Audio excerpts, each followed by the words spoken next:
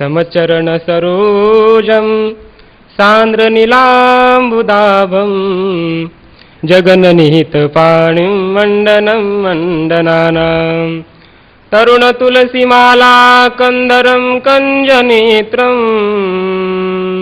सदय धवलहासं विठ्ठलं चिंतयामि। मी आगवियेची सृष्टी आदि मध्यांती किरीटी ओतप्रोतपटी तंतुजेवी। अध्याय 10 ओवी क्रमांक 264। विश्वमौली विश्वसंत श्री ज्ञानोबाराय वैराग्य राजरसिक जगद्गुरु तुकोबाराय या सर्व संतांच्या असीम अपार अहेतुकी अशा करुणेने कृपेने अनुग्रहाने तुम्ही आम्ही सर्वजण या ठिकाणी उपस्थित राहून ज्ञानेश्वरी स्वाध्याय कार्यशाळा या कार्यक्रमामध्ये उपस्थित आहोत आणि चिंतन करत असताना आज आपण या कार्यक्रमातील 10व्या दिवशी, आज आपल्या कार्यक्रमाचा 10वा दिवस आहे, अध्याय 10वा आहे आणि या दिवशी आपण 264व्या क्रमांकाच्या ओवीसाठी चिंतन करण्यासाठी प्रवृत्त आहोत। ज्या ज्ञानेश्वरी ग्रंथावर आपण चिंतन करण्यासाठी प्रवृत्त आहोत तो ज्ञानेश्वरी ग्रंथ कसा आहे? तो ज्ञानेश्वरी ग्रंथ अतिशय अनुपमेय आहे। अलंकार शास्त्रामध्ये एक आनन्वय अलंकार सांगितलेला आहे। आनन्वय अलंकार त्याला म्हणतात की जिथं उपमेयाला कशाचीच उपमा दिल्या जात नाही, उपमेयाला उपमेयाचीच उपमा द्यावी लागते, कशाचीच उपमा दिल्या जात नाही, त्याला आनन्वय अलंकार असं म्हणतात। ज्ञानेश्वरीचं वर्णन आपण आपल्या शब्दातून स्वमुखातून तर करता येणं शक्यच नाही, परंतु ज्ञानोबायांच्याच मुखातून ज्ञानेश्वरीतीलच काही ओव्यातून जर आपण चिंतन केलं तर आपण बोलू शकतो, वर्णन करू शकतो की ज्ञानेश्वरी हा ग्रंथ कसा आहे। ज्ञानोबाराय म्हणतात, काल 9व्या अध्यायाचं वर्णन करताना 10व्या अध्यायामध्ये बोलतात की 9वा अध्याय कसा आहे। ज्ञानोबाराय म्हणतात, हे येत असो ऐसे राम रावण झुंजिनले कैसे, राम रावण जैसे मिनले समरी। म्हटले राम आणि रावण यांचं युद्ध कसं झालं, काही उपमा देऊन सांगा। ज्ञानोबाराय म्हणतात, राम आणि रावण एकत्र येऊन ज्याप्रमाणे युद्धामध्ये समोरासमोर लढले तसेच राम आणि रावण लढले, याला कशाचीच उपमा देता येणं शक्य नाही। किंवा आणखी एक ज्ञानोबारायांची ओवी आहे। ज्ञानोबाराय म्हणतात, अमृताची चवी निवडीजे तरी अमृताची सारिखी म्हणजे, तैसे ज्ञान हे उपमिजे ज्ञानेसीची। अमृत कसं आहे, अमृताला कशाचीही उपमा देता येणं शक्य नाही, अमृत हे अमृतासारखंच आहे।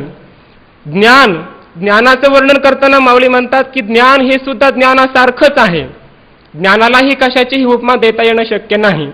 तशी ज्ञानेश्वरी कशी आहे, तर ही ज्ञानेश्वरी सारखीच आहे, अशी आनन्वय अलंकाराने युक्त ज्ञानेश्वरीची महिमा आहे। ज्ञानेश्वरीचा कशानेच आपण उपमान देऊन, जसं महाराज म्हणतात उपमा द्यावी कवन्या अंगा, ज्ञानेश्वरीच्या कोणत्या अंगाला उपमा द्यावी? ज्ञानेश्वरीच्या या ग्रंथामधील कर्मशास्त्राला आपण कशाची उपमा द्यायची? ज्ञानेश्वरीमध्ये जे कथित कर्म आहे ते ज्ञानेश्वरीतील कर्मासारखंच आहे, ज्ञानेश्वरीमध्ये कथित असणारं जे ज्ञान आहे ते ज्ञानेश्वरीतील ज्ञानासारखंच आहे, ज्ञानेश्वरीमध्ये कथित असणारी जी उपासना आहे ती ज्ञानेश्वरीतील उपासनेसारखीच आहे। ज्ञानेश्वरीमध्ये जे ज्ञानोबारायांनी 6व्या अध्यायामध्ये योग सांगितला, हा योग सुद्धा ज्ञानेश्वरीतील योगासारखाच आहे, असं योगाचं वर्णन तुम्हाला कुठेही पाहायला मिळणार नाही। म्हणून ज्ञानेश्वरी ही अनुपमेय अशा स्वरूपाची आहे, याला कशानेही उपमा देता येणं शक्य नाही। अशा ग्रंथावर आपण प्रवृत्त आहोत चिंतन करण्यासाठी। आता असो, कारण जास्त जर बोललं तर वेळ होईल आणि इथं आताच महाराजांनी सांगितलं, दत्ता महाराजांनी, की इथं वेळेला जास्त महत्त्व आहे आणि गुरुवर्य दत्ता महाराजांनी आता एक्सप्रेस त्यांची चालली होती, तशी छत्रपती शिवाजी महाराज टर्मिनल एक्सप्रेस गाडी असते, वेळेच्या आत पोहोचते, तशी ती एक्सप्रेस चालली होती। आता आपली पॅसेंजर जाणार आहे, आपल्याला काही एक्सप्रेस जाता येणार नाही, परंतु आता आपण पॅसेंजरमध्ये बसलेलो आहेत। आता काही काळजी करू नका, 11 11:30 पर्यंत पोहोचू आपण व्यवस्थित। आता देईजो अवधान, तुम्ही बोलविले आम्ही बोलेन, जैसे चेष्टे सूत्राधीन दारू यंत्र। विषय असा चालू आहे, भगवान परमात्मा अर्जुनाला विभूती योग सांगत आहेत की माझ्या ज्या विशेष विभूती आहेत त्या कोणत्या कोणत्या विभूती आहेत. हा विभूती योग सांगत असताना आता वर असा विषय गेला की भगवान म्हणतात की अर्जुना, हा तुला विभूती योग सांगावा तरी किती, ह्या सगळ्या विभूत्या माझ्याच आहेत, किती म्हणून तुला सांगावा, सांगता येणं शक्य नाही. एका परमात्म्याला जाणलं तर ह्या विभूती योग जाणण्याची आवश्यकता नाही. या विश्वामध्ये आतून बाहेरून ओतप्रोत मीच कसा आहे हे सांगण्यासाठी अर्जुनाला भगवान परमात्मा एक उदाहरण देऊन सांगत आहेत. कोणतं उदाहरण आहे? मी आगवियेची सृष्टी, आदि मध्यांती किरीटी, ओतप्रोत पटी तंतू जेवी. या सृष्टीचा आदी सुद्धा मीच आहे, अंतही मीच आहे, आणि स्थिती, आतमध्ये स्थिती सुद्धा मीच कशी आहे. या सृष्टीचा आदी, अंत आणि स्थिती हे सर्व मीच आहे हे सांगण्याकरिता एक उदाहरण दिलेलं आहे. ओतप्रोत पटी तंतू जेवी. जेवी तंतू, पटी ओतप्रोत. ज्याप्रमाणे तंतू पटामध्ये ओतप्रोत असतात. पट म्हणजे काय? तंतूचेच आडवे उभे धागे जे आहेत त्या तंतूचाच विस्तार म्हणजे पट आहे. पटामध्ये तंतूशिवाय दुसरं काहीही नाही. त्याप्रमाणे या जगाच्या आत बाहेर सर्वत्र एकमेव परमात्माच आहे असं ज्ञानोबा म्हणत आहेत. ओतप्रोत पटी तंतू जेवी. कारण तंतू हे पटाचं कारण आहे. वेदांताच्या भाषेमध्ये तंतू हे पटाचं उपादान कारण आहे, किंवा नैयायिकांच्या भाषेमध्ये तंतू हे पटाचं समवाय कारण आहे. आता समवाय कारण म्हणजे काय? त्यांनी 3 कारण मांडलेली आहेत. समवाय कारण, असमवायी कारण आणि निमित्त कारण अशी 3 कारणं त्यांनी मांडलेली आहेत. समवाय कारणाची व्याख्या करताना त्यांनी सांगितलं की यत् समवेतम कार्यम उत्पद्यते तत् समवायी कारणम. यत् समवेतम नाम यस्मिन समवेतम. समवेतम नाम समवाय संबंधेन सत. ज्याच्यामध्ये समवाय संबंधाने राहून कार्य उत्पन्न होतं त्याला समवाय कारण असं म्हणतात. यथा तंतवह पटस्य. ज्याप्रमाणे तंतू हे पटाचे समवाय कारण आहेत त्याप्रमाणे तंतू हे पटाचे आदी आहेत, अंत आहेत आणि स्थिती सुद्धा आहेत. पटाच्या उत्पत्तीला कारण हे तंतू आहेत. तंतू आहेत म्हणून पटाची उत्पत्ती आहे, तंतू आहे म्हणून पटाची स्थिती आहे, आणि तंतूच्या नाशात पटाचा नाश आहे. त्याप्रमाणे या जगामध्ये आत बाहेर संपूर्ण परमात्माच व्याप्त आहे असं उदाहरण देऊन सांगतात. ऐशिया व्यापका माते जय जाणावे, तै विभूती भेदे काय करावे, परी हे तुझी योग्यता नव्हे म्हणून असू. ऐशिया व्यापका माते जय जाणावे. असा जो व्यापक असणारा परमात्मा त्याला जेव्हा जाणल्या जाईल, जय जाणावे, जेव्हा जाणल्या जाईल तै विभूती भेदे काय करावे. तेव्हा या विभूतींचा विस्तार सांगून काही सांगण्याची आवश्यकता आहे का? विभूती भेद सांगण्याची काही गरज नाही. याचं कारण असं आहे, परमात्मा हा कारण आहे आणि कारणाला जाणला असता कार्याला जाणण्याची आवश्यकता राहत नाही. कारणाचं ज्ञान झालं की संपूर्ण याच्यावर कार्याचं ज्ञान होऊन जात असतं. याच्याविषयी पंचदशीकारांनी छांदोग्य उपनिषदाचा अर्थतः अनुवाद करून सांगितलेलं आहे की एक मृत्पिंड विज्ञानात सर्व मृन्मय धीर यथा तथैक ब्रह्मबोधेन जगद्बुद्धिर्विभाव्यताम. आणि नंतर टीकेमध्ये तिथं श्रुती सुद्धा कथित केलेली आहे, सांगितलेली आहे, यथा सौम्य एकेन मृत्पिंडेन सर्वं मृन्मयं विज्ञातम स्यात्. एकदा का मातीचं ज्ञान झालं की मातीचं कार्य असणारे जेवढे काही मग असतील घट वगैरे शरावादी संपूर्ण त्या कार्याचं ज्ञान होऊन जातं. एकदा मातीला जाणलं की कार्याचं ज्ञान होऊन जातं. त्याप्रमाणे तमोपदेश तमादेश प्राक्षः येन अश्रुतम श्रुतम भवती, अमतम मतम आणि अविज्ञातम विज्ञातम भवती. अशा प्रकारची श्रुती सांगितलेली आहे की ज्या एका परब्रह्म स्वरूपाला जाणल्यानंतर जे काही जाणायचं अवशिष्ट आहे ते सगळंच जाणल्यासारखं होतं. परमात्म्याला जाणलं की जगद्बुद्धी विभाव्यताम, संपूर्ण जगालाच जाणल्यासारखं आहे. त्याप्रमाणे परिपूर्ण व्याप्त असणारा जो मी परमात्मा त्याला मला जर जाणल्या गेलं, ऐशिया व्यापका माते जय जाणावे, अशा व्यापक असणारा मी त्याला जर जाणलं, जेव्हा जाणल्या जाईल तर विभूती भेदे काय करावे. तेव्हा विभूतींचा विस्तार सांगून तुला काय आवश्यकता आहे सांगण्याची काही आवश्यकता नाही. परी हे तुझी योग्यता नव्हे म्हणूनही असो. परंतु याच्यामध्ये तुझी योग्यता नाही. कशामध्ये नाही? या व्यापक परमात्म्याला जाणण्यामध्ये तुझी योग्यता नाही म्हणून हे आता असो. अर्जुनाला वाटलं असेल की मला एवढी यानं गीता सांगितलेली आहे, ज्ञानाचा विषय सांगितला, योगाचा सांगितला, एवढं मला यानं ज्ञान सांगितलंय आणि आता म्हणतोय की परी हे तुझी योग्यता नव्हे. परंतु तुझा याच्यामध्ये अधिकार नाही, म्हणून हे असो, हाच व्यापकाला जाणण्याचा विचार इथंच असो, तुला विभूतीच मी सांगतो, असं भगवान का म्हणतात असं कदाचित वाटलं असेल अर्जुनाला. आणि म्हणून तो भाव जाणून पुढे भगवान पुढच्या ओळीमध्ये म्हणतात की अरे अर्जुना, तुला मी असं का म्हटलो की तुझी योग्यता नाही. काजे तुवा पुशिलिया विभूती म्हणून तिया ऐके सुभद्रापती अध्यात्म विद्या ते मी. का? त्याचं कारण असं आहे, जे तुवा पुशिलिया विभूती, तुम्हाला काय विचारलेलेस? विभूती सांग.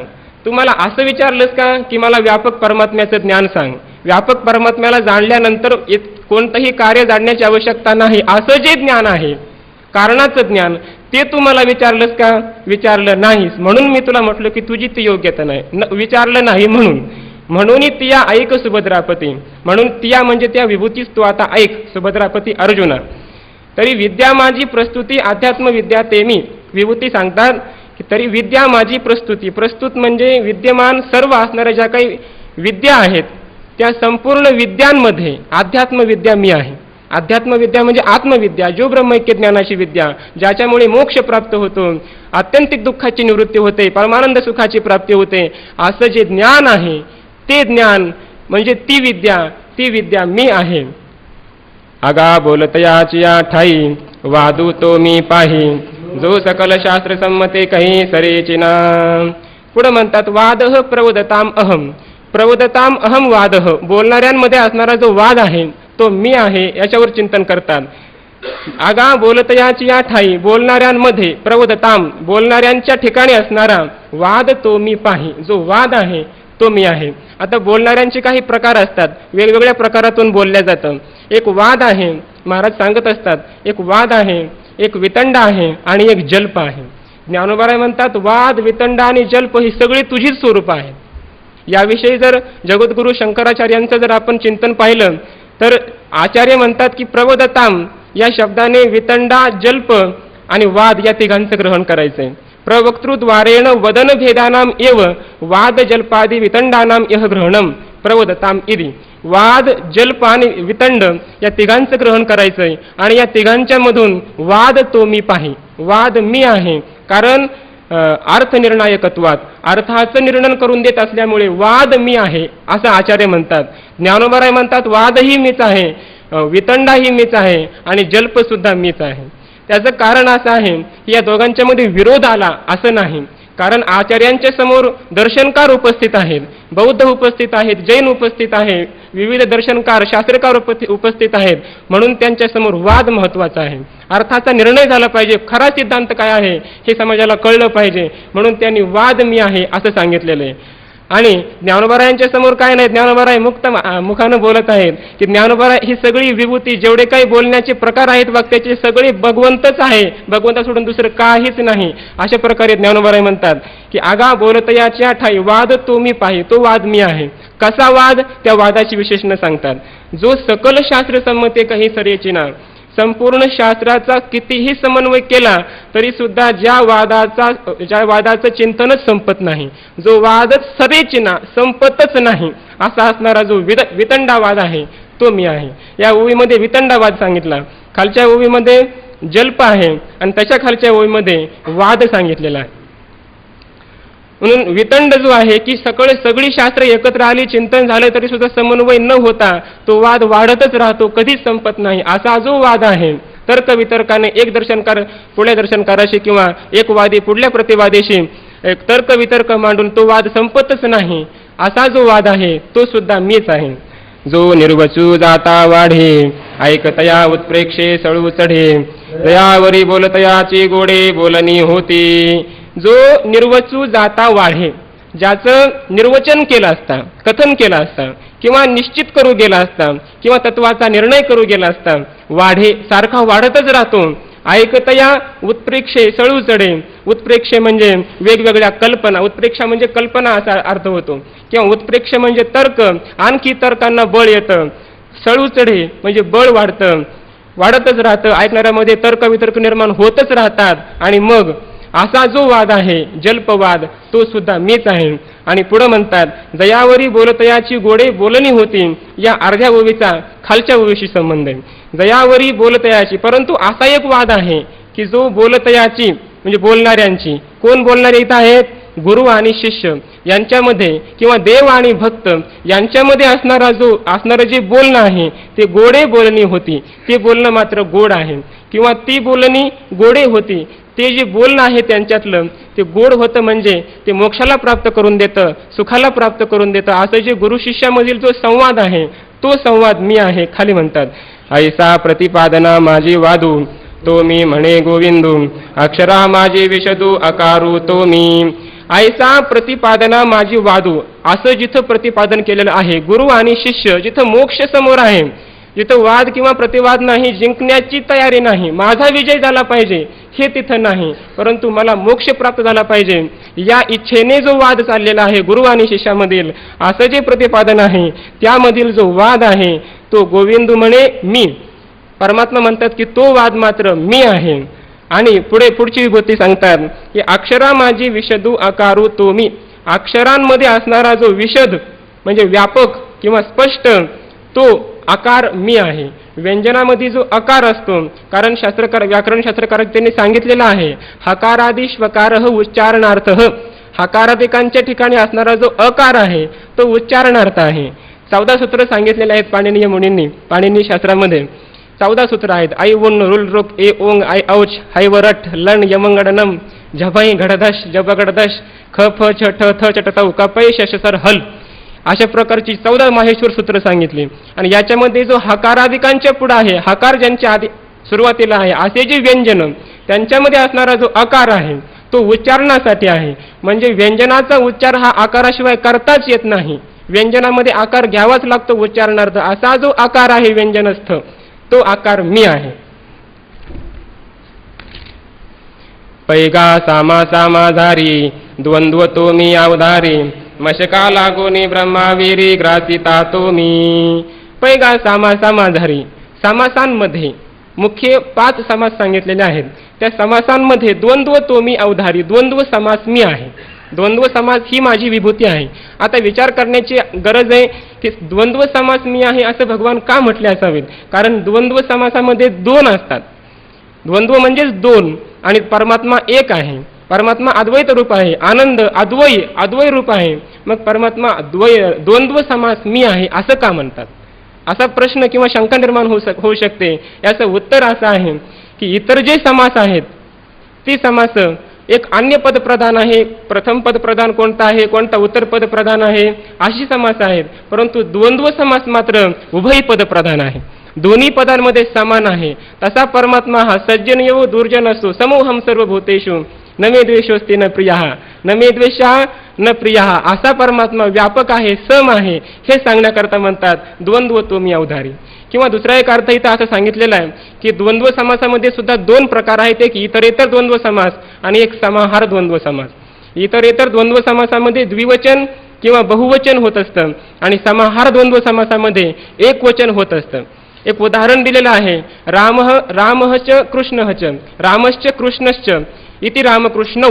असं जे इतरेतर द्वंद्व समास आहे द्विवचन झालेलं आहे. आणि रामश्च कृष्णश्च रामकृष्णम असा समाहार द्वंद्व समास केलेला आहे एका ठिकाणी. रामकृष्णम नपुंसकलिंगामध्ये एकवचन झालेलं आहे, समाहार द्वंद्व समास. म्हणून समाहार द्वंद्व समास जो आहे तो दोन राम आणि कृष्ण दोघंही आहेत, परंतु या समाहार द्वंद्व समासाने काय केलेलं आहे, दोघांमध्ये एकता प्रतिपादन केलेली आहे.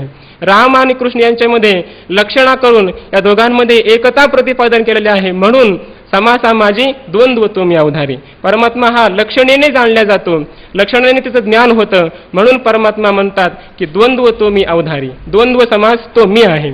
मशका लागोनी ब्रह्माविरी ग्रासिता तो मी. मशका लागोनी म्हणजे चिलटापासून ते ब्रह्माविरी ब्रह्मदेवापर्यंत ग्रासिता तो मी, ग्रसन करणारा जो काळ आहे तो काळ सुद्धा मीच आहे. मेरू मंदरादिकी सर्वी सहित पृथ्वी ते विरवी जो एकार्णवा ते जिरवी जेथेचा तेथे. मेरू मंदरादिकी सर्वी, मेरू पर्वत मंदार असो त्या सर्व पर्वतांसहित पृथ्वी ते विरवी, पृथ्वीला विरवणारा जो एकार्णवा ते जिरवी जेथीचा तेथे. एकार्णव म्हणजे कल्पांत जेव्हा होतो तेव्हा या कल्पांतामध्ये किंवा प्रलयामध्ये प्रलयामध्ये संपूर्ण विश्व हे जलरूप होऊन जातं. असं हे जलरूप झालेलं जे पूर्ण विश्व आहे, या संपूर्ण विश्वाला जिथेच्या तिथं जिरवी, जिथल्या तिथं तो जिरवून टाकतो. असा जो ग्रसन करणारा काळ आहे, तो काळ मी आहे. जो प्रळय तेजा देत मिठी, सगळ्या पवना ते गिळी किरीटी, आकाश दयाची या पोटे सामावले. जो प्रळय तेजा देत मिठी, प्रळय तेजा, प्रळय काळामधील असणारं जे तेज आहे, त्या तेजाला आलिंगन देऊन, मिठी देऊन, सगळे या पवना ते गिळी किरीटी. अर्जुना, संपूर्ण पवनाला जो गिळून टाकतो, ग्रसन करतो. आकाश दयाची या पोटी सामावले, हे जे आकाश आहे ते ज्याच्या पोटामध्ये सामावून गेलेला आहे, असा जो काळ तो मी आहे. आता वरच्या 271व्या ओळीमध्ये पृथ्वी आणि आप हे दोन भूत सांगितली. पुढं 72व्या ओळीमध्ये तेज, वायू आणि आकाश हे 3 महाभूत सांगितलीत. अर्थात 5ही पंचमहाभूतांचा जो ग्रसन करतो, नाश करतो, त्यांचा नाश करतो, असा जो आहे काळ, तो काळ मी आहे. ऐसा अपार जो काळू, तो मी म्हणे लक्ष्मी लिळू, मग पुढते सृष्टीचा मिळू, सृजिता तो मी.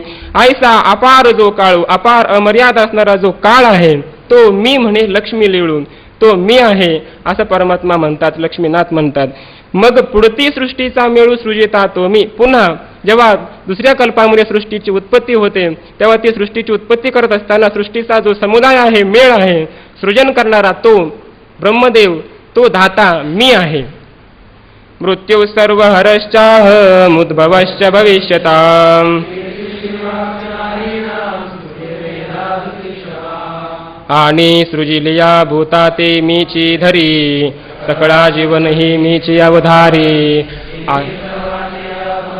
मृत्यू आणि सृजिलिया भूता ते मीची धरी, उत्पन्न केलेल्या संपूर्ण भूतांना मीच धारण करतो. सत्ता मात्रात, केवळ सत्ता मात्राने या संपूर्ण भूतांना, प्राणी मात्रांना मीच धारण करतो. सकळा जीवन ही मीची अवधारी. अर्जुना ऐक, आणि सृजिलिया भूता ते मीची धरी, सृजिलिया नाम उत्पन्न केलेल्या प्राणी मात्रांना मीची धरी, सत्ता मात्रेने मीच त्यांना धारण करतो. सकळा जीवन ही मीची अवधारी. अर्जुना ऐक, सकळा जीवन ही मीची, या संपूर्ण प्राणी मात्रांचं जीवन सुद्धा मीच आहे. जीवन म्हणजे अन्न पान देणारा, अन्न पाणी सर्व परमात्माच आहे, मीच आहे. शेख ही सर्वा ते या संहारी, तेव्हा मृत्यू ही मीची. शेवटी जेव्हा या संपूर्ण प्राणी मात्रांचा नाश होतो, तेव्हा यांचा संहार करणारा जो मृत्यू आहे, तो मृत्यू ही मीची, तो मृत्यू सुद्धा मीच आहे. आता स्त्री गणांच्या पैकी माझी या विभूती 7 अनिकी, या ऐक कवतिकी सांगी जातील. आता स्त्री गणाच्या पैकी, स्त्री वर्गामधील किंवा स्त्रीलिंग वाचक असणारे जे काही स्त्री गण आहे, स्त्री वर्ग आहे, त्यांच्यामधील माझी या 7 विभूती आणखी, माझी या विभूती 7 आणखी माझ्या 7 विभूती आहेत स्त्री वर्गामध्ये, स्त्रीलिंग वाची आहेत. अशा त्या विभूती त्या ऐक कवतिकी सांगिततील, त्या सुद्धा तू आता ऐक, ते कौतुकाने आम्ही तुला सांगणार आहोत. तरी नित्य नवी जे कीर्ती, अर्जुना ते माझी मूर्ती, आणि अवधार्य सी जे संपत्ती, तेही मीची जाणे. तरी नित्य नवी जे कीर्ती, त्यांच्यामधील पहिली कोण आहे? स्त्रीगणांच्या पैकी त्यांच्यामधील असणारी जी पहिली, ती म्हणतात कीर्ती आहे. तरी नित्य नवी जे कीर्ती, नित्य नूतन असणारी जी कीर्ती आहे अर्जुना, ते माझी मूर्ती, ते माझंच स्वरूप आहे. कशी कीर्ती? धार्मिकस्य ख्यातीही नाम प्रसिद्धी कीर्तीही. याच्यावर चिंतन करताना, या श्लोकावर भाष्यामध्ये चिंतन करताना महाराजांनी जे काही सांगितलं आहे ते मी आपल्या समोर सांगणार आहे. की धार्मिकाच्या ठिकाणी जी ख्याती असते, प्रसिद्धी असते, तिला कीर्ती म्हणतात, आणि ती कीर्ती माझंच स्वरूप आहे. आणि औदार्यसी जे संपत्ती, तेही मीची जाणे. औदार्यासहित, उदारतेसहित असणारी जी संपत्ती आहे, संपदा आहे, ती सुद्धा मीच आहे. कोणती संपत्ती? तर धार्मिकस्य हे पद प्रत्येक ठिकाणी लावून घ्यायचंय. त्याच्या ठिकाणी असणारी जी शोभा आहे, ती शोभा सुद्धा म्हणजे संपत्ती, ती सुद्धा मीच आहे. आणि तेगा मीची वाचा, जे सुखासनी न्यायाच्या, आरूढोनी विवेकाच्या मार्गी चाले.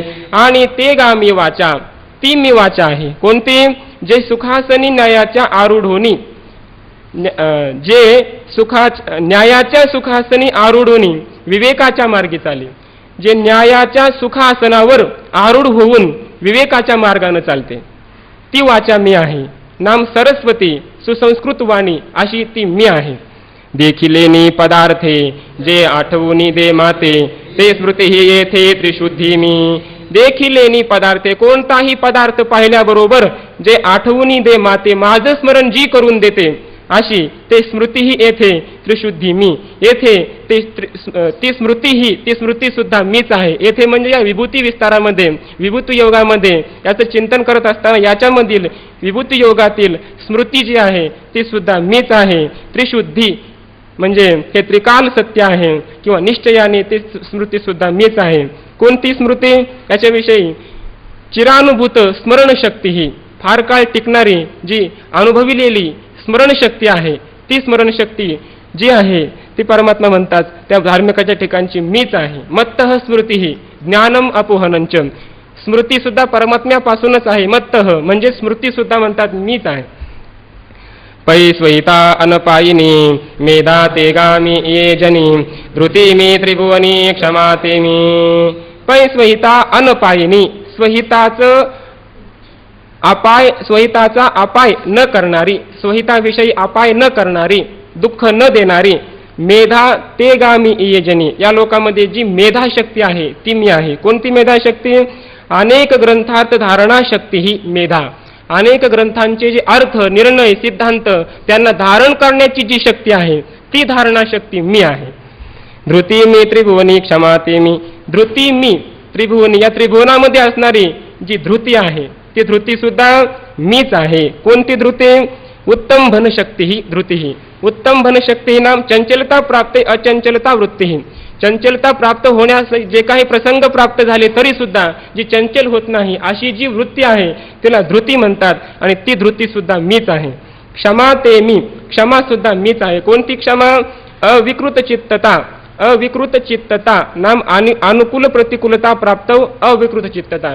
अनुकूल प्रतिकूल प्रसंग समोर प्राप्त झाले तरी सुद्धा अंतःकरणाची जी अविकारता निर्विकारता त्याला म्हणतात क्षमा आणि ती क्षमा सुद्धा मीच आहे.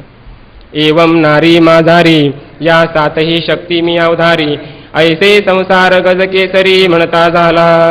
एवं अशा प्रकारे नारी माझारी या स्त्रियांमध्ये स्त्री समुदायामध्ये या सातही शक्ती मी अवधारी. अर्जुना ऐक की या सातही शक्ती आता तुला ज्या सांगितल्या त्या मी आहे. ऐसे संसार गज केशरी बोलता झाला. संसार म्हणजे जगत विश्व, गज म्हणजे हत्ती. हाच आहे कोणी? हत्ती. संसार हाच आहे गज. गज म्हणजे हत्ती आणि त्याचा नाश करणारा केसरी म्हणजे सिंह अर्थात भगवान परमात्मा. या संसाराचं ग्रसन करणारा नाश करणारा असा जो सिंहरूपी श्रीकृष्ण तो परमात्मा म्हणता झाला, अर्जुनाला सांगता झाला. बृहत्साम तथा सामनाम गायत्री छंदसामहम.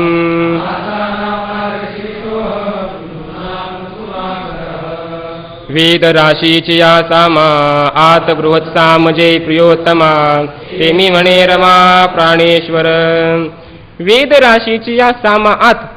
वेद राशीची या अनेक वेदांमधील सामा आत म्हणजे रथंतरादी जे काही सामवेदांमधील की ज्या रुचेमध्ये भगवान परमात्म्याचं संगीताच्या द्वारा गायन केलेलं आहे असा जो बृहत्साम नावाचा जो रुचा आहे तो प्रियोत्तमा अर्जुना मी आहे असं जाण.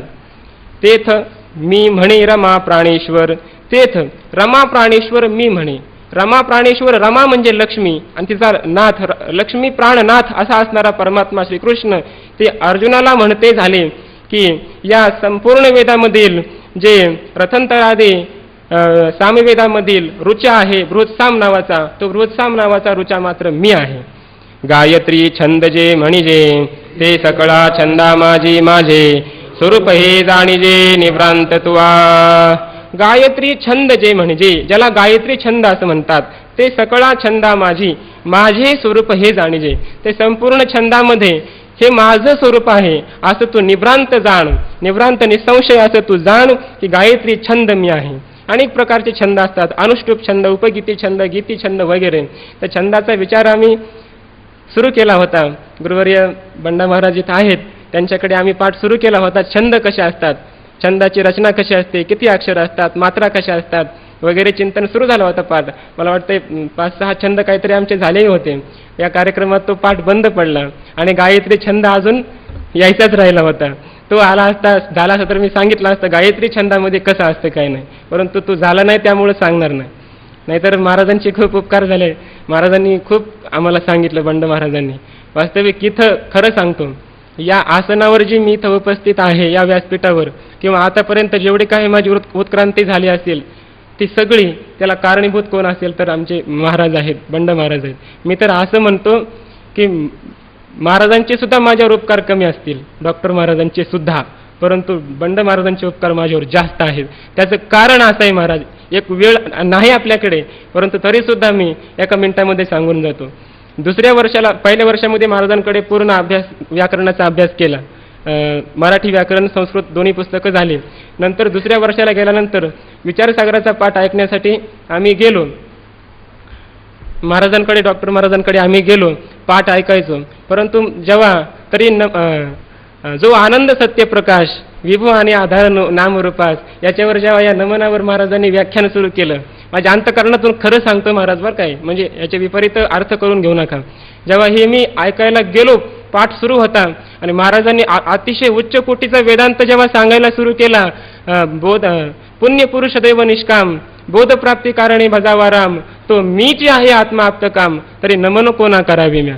तरी नमन कोणाला करायचं, ज्या परमात्म्याचं भजन करायचंय तो परमात्माच मी आहे, तर भजन कोणाचं करायचंय, तर त्रिपुटी लागते भजनासाठी, त्रिपुटी नाही, त्रिपुटी वर्जित परमात्मा आहे आणि तोच परमात्मा मी. असा जेव्हा अत्युच्च कोटीचा वेदांत महाराज सांगायला लागले, तेव्हा आम्ही नवीन आल्याबरोबर कोणताही साधक जरा साधनेकडे जास्त प्रवृत्त असतो आणि तेव्हा आम्ही खूप नामस्मरण चिंतन करायचो, भक्तीवर जास्त निष्ठा, साधनेवर, आणि माऊलींच्या बरोबर वगैरे आम्ही वारीला हे जायचं, खूप निष्ठा म्हणजे त्याच्यामध्ये.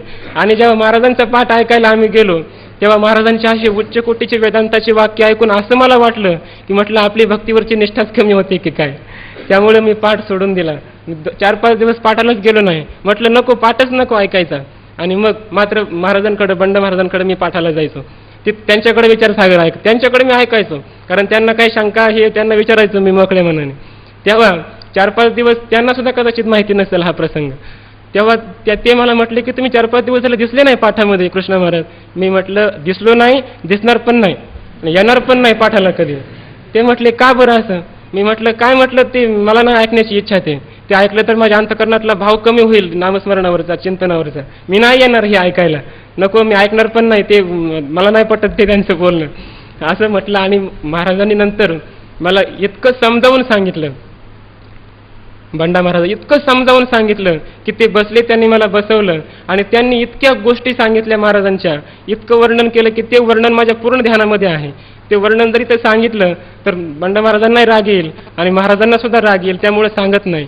परंतु त्यांनी इतकं सांगितलं पाठाचं महत्त्व आणि महाराजांचं महत्त्व, आणि इतकं सांगितलं की ते सांगता सांगता सांगता सांगता महाराजांच्या अंतकरणामध्ये अश्रुपात झाला, एकदम रडायला लागले बंड महाराज. आणि तुम्ही काय स्वतःचा घात करून घेता म्हणे, हे महाराजांचा पाठ बुडवणं स्वतःचा घात करून घेणे, आणि म्हणून तुम्ही पाठ बुडवू नका असं म्हटले. मला सुद्धा खूप मला वेगळं वाटलं तेव्हा. आणि मग मी गेलो पाठाला, नंतर मग जायला सुरुवात केली. आणि जेव्हा गेलो तेव्हा मग थोडं मग बळच ऐकायचं महाराजांचं म्हणणं, म्हणून त्यांना राग येऊ नये म्हणून ऐकायचं.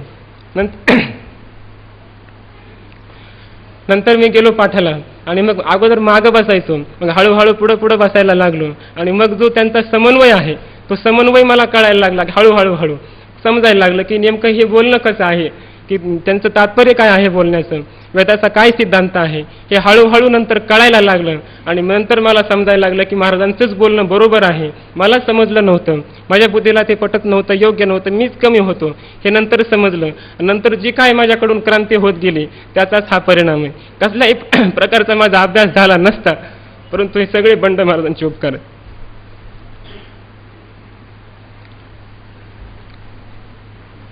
असो गायत्री छंद जे म्हणजे ते सकळा छंदा माझे स्वरूप हे जाणीजे निभ्रांत तुवा.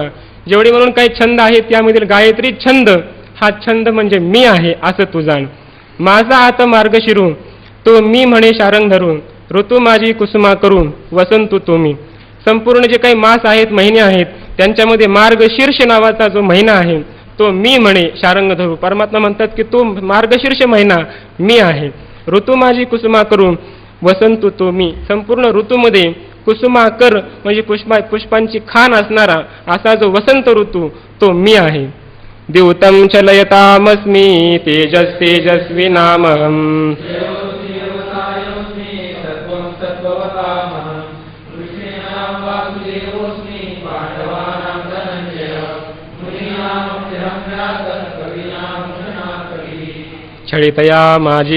छळितया विंदाना माझी जुते तोटा चोरी परिकवना निवारू नये.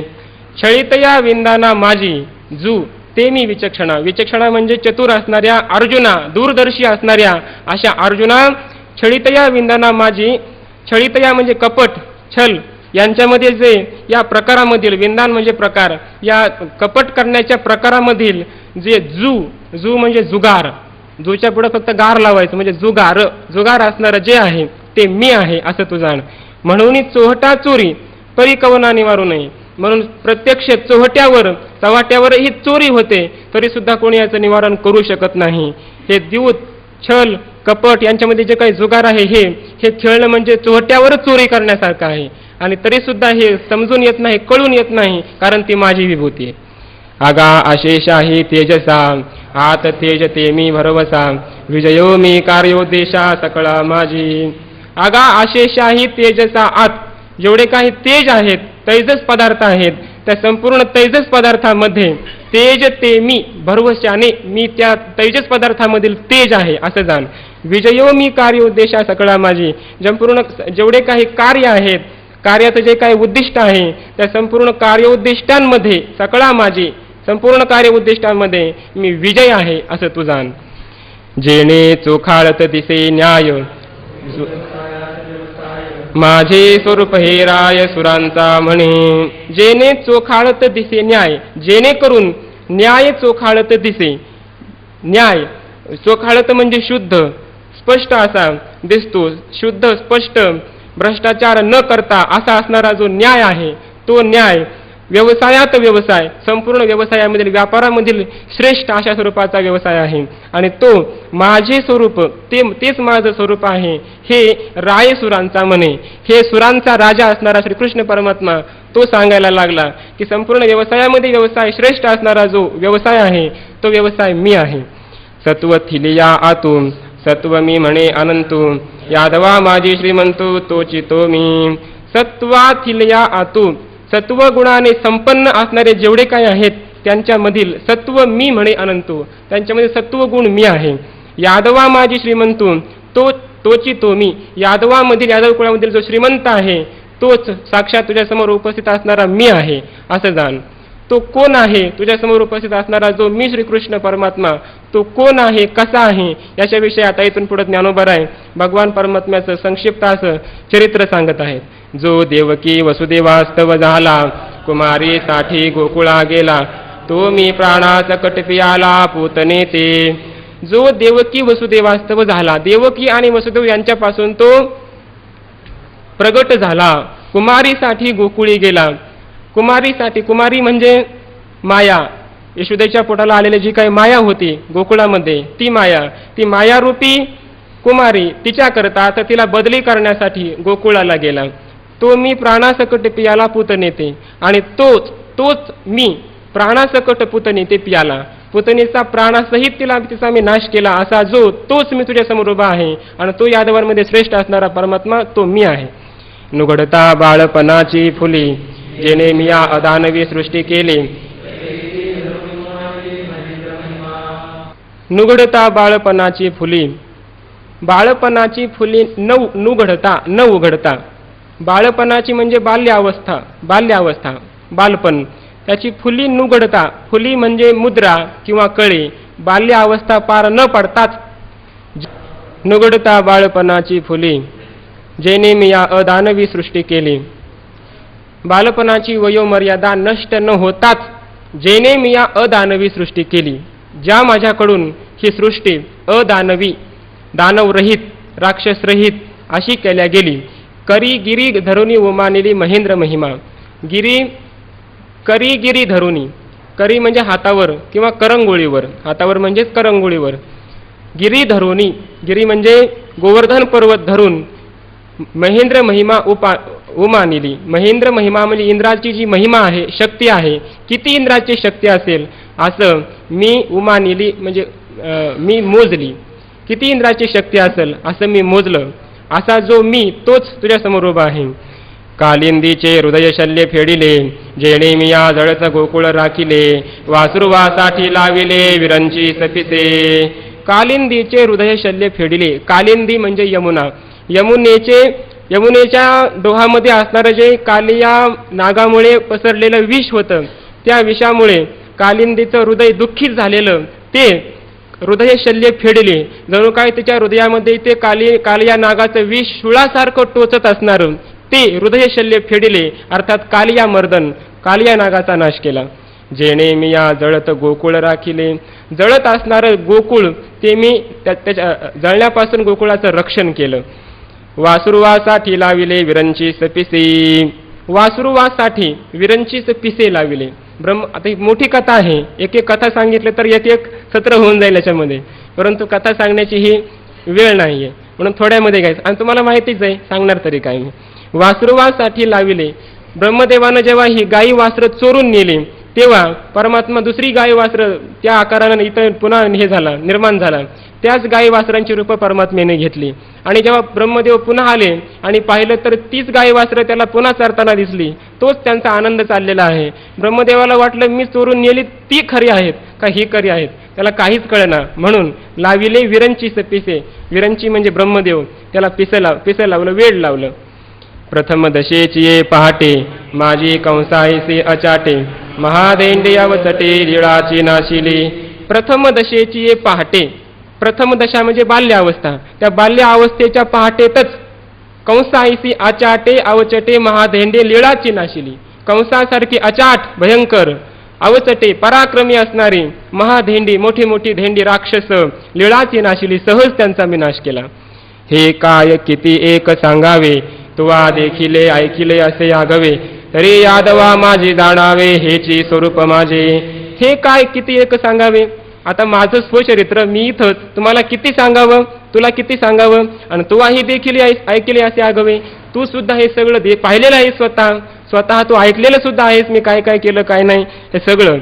तरी यादवा माझे जाणावे हेची स्वरूप माझे. यादवांमध्ये असणारा जो तो मीच तुझ्या समोर उभा आहे. हेची म्हणजे अपरोक्ष, इदम सर्वनाम ही अपरोक्ष सन्निकृष्ट पदार्थाचं ज्ञापन करून देतं. म्हणून तुझ्यासमोर मी उपस्थित असणारा तोच मी, हे सगळं करणारा उपस्थित आहे तोच मी यादवान म्हणजे हे माझं स्वरूप आहे. आणि सोमवंशी तुम्हा पांडवा, माझी अर्जुन तो मी जाणावा, म्हणून एकमेकांची या प्रेम व्हावा विघडून पडे. आणि सोमवंशी तुम्हा पांडवा, सोमवंशामध्ये जन्माला आलेले तुम्ही पांडव, तुमच्यामध्ये अर्जुन तो मी जाणावा. या पांडवांमध्ये अर्जुन, पांडवानाम धनंजय, हा पांडवांमध्ये अर्जुन तो मी आहे असं अर्जुनाला सांगतात.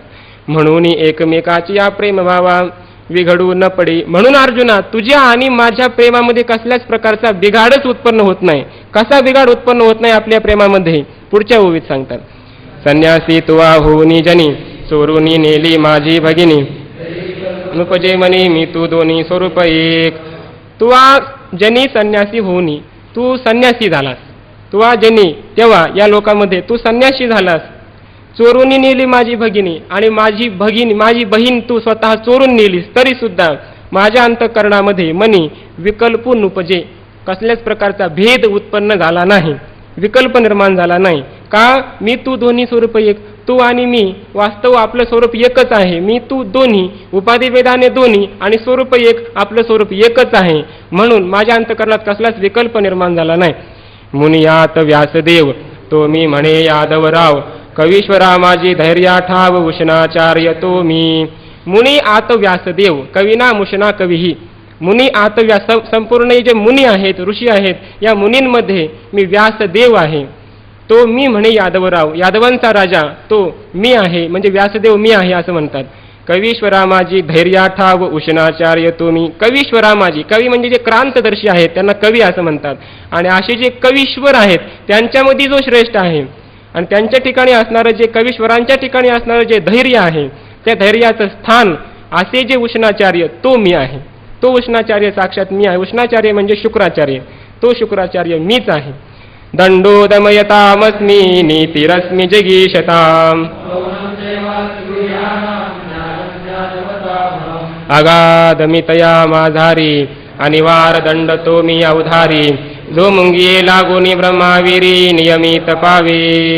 अगाधमितया माझारी दमन करणाऱ्यांमध्ये अनिवार दंड तो मी अवधारी. अर्जुना ऐक की अनिवार दंड जो अनिवार म्हणजे निवारण केला जाणार नाही दंड असा जो दंड आहे तो मी आहे की जो दंड मुंगिये लागोनी ब्रह्माविरी नियमित पावे. मुंगीपासून ब्रह्मदेवापर्यंत नियमाने निश्चित सारखाच असतो असा जो दंड आहे तो मीच आहे.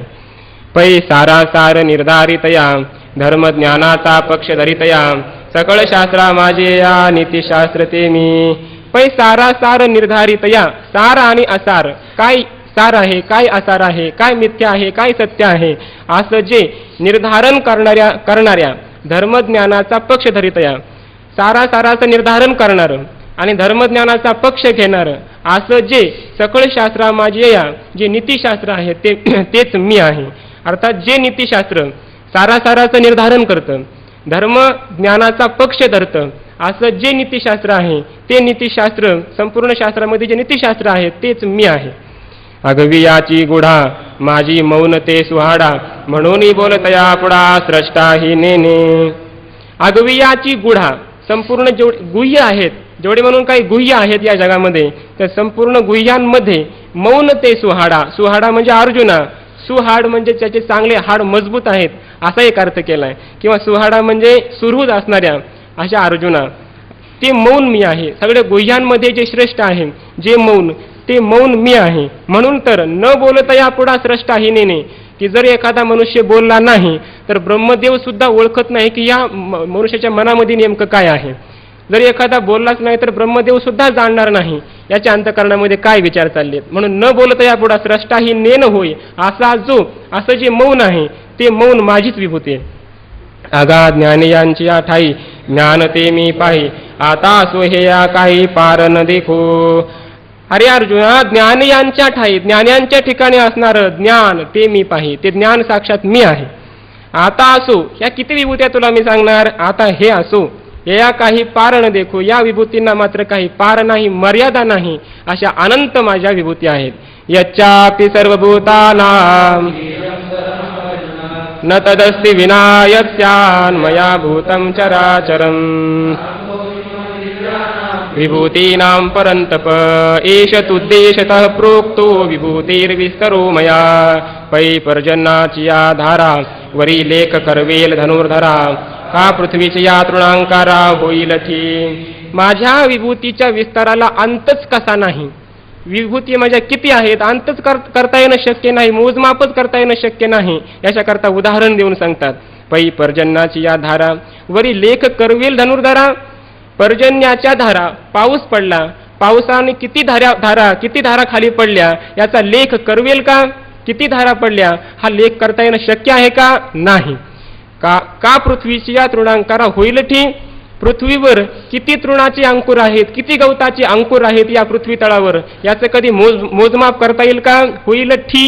ठी म्हणजे मोजमाप मापन करता येणं शक्य आहे का गणना करता येईल का करता येणं शक्य नाही. पै महोदधीची या तरंगा व्यवस्था धरू नये जेवी गा तेवी माझी या विशेष लिंगा नाही मिती. पै महोदधीची या तरंगा महोदधी म्हणजे महान समुद्र मोठा समुद्र त्याच्यावर किती तरंग आहेत समुद्रावर किती तरंग आहेत. व्यवस्था धरू नये जेवी गा ज्याप्रमाणे ही व्यवस्थाच करता येत नाही जाणता येत नाही की या समुद्रावर किती तरंग आहेत त्याप्रमाणे तेवी माझी या विशेष लिंगा मिती नाही. माझी जे विशेष विभूती आहेत या विशेष विभूतींना सुद्धा मिती नाही म्हणजे परिमाण नाही संख्या नाही. ऐशिया ही 7-5 प्रधाना विभूती सांगितले या तुझा अर्जुना तो हा उद्देश जो या मना आज गमला.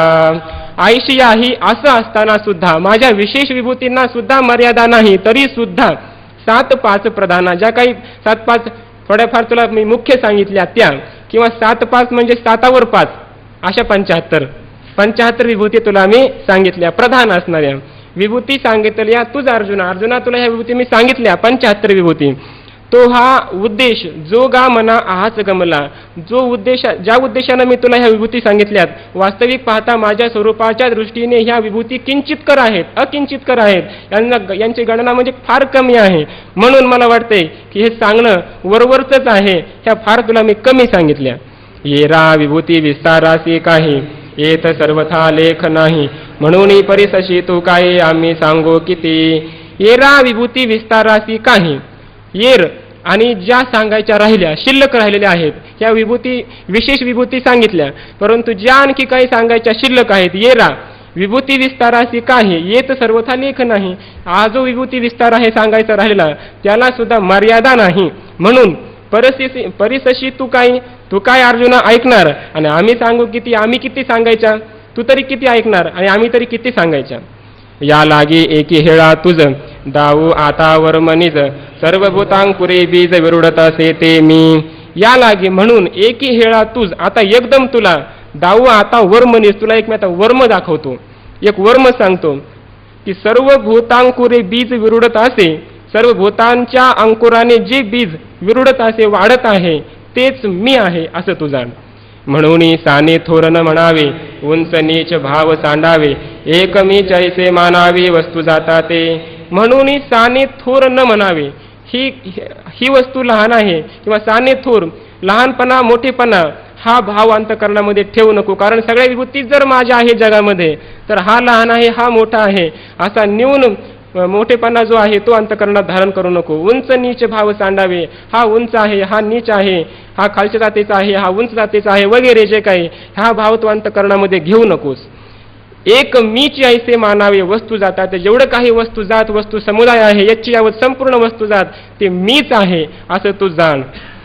तरी यावरी साधारण ऐक पाक आणि काही खून, तरी अर्जुना ते तू जाण विभूती माझी. तरी आता यावरी साधारण, तरी सुद्धा अर्जुना याच्याही नंतर तुला मी एक साधारण सामान्य एक खून सांगतो. ऐक पा आणि काही खून, एक साधारण सामान्य खून ऐक पा, तुला एक सांगतो मी आणखी. ती कशी आहे की तरी अर्जुना ते तू जाण विभूती माझी, की ते जाणल्यानंतर अर्थात ती जी सामान्य खून आहे ती सामान्य खून साधारण खून तुला चिन्ह सांगितल्याच्या नंतर तू माझी कोणती कोणती विभूती आहे हे आपोआप जाणू शकशील. असं जी काही खून आहे ती तुला मी पुढच्या श्लोकामध्ये सांगणार आहे.